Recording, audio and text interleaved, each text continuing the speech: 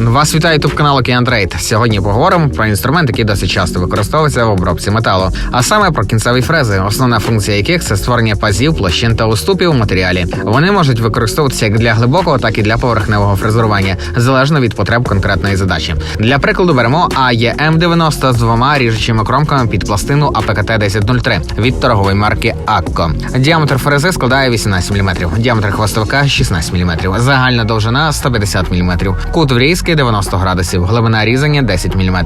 Для цього інструменту підходить пластина прямокутної форми, а вже в залежності від матеріалу, який збираємось обробляти, підбираємо потрібний сплав по сталі, нержавіючій сталі, чугуну, твердим або м'яким металам. Ця кінцева фреза призначена для виконання різних операцій фрезерування та обробки деталей з використанням верстатів. Її компактні розміри і універсальні характеристики роблять її відмінним вибором для різних видів робіт. Придбати цей товар ви можете на нашому сайті ocean.biz.ua. А ще наші фахівці готові надати вам консультацію та допомогу у виборі оптимального інструменту для вашої роботи за вказаними номерами. Доставку робимо в будь-який куточок України. З нами швидко, надійно та якісно.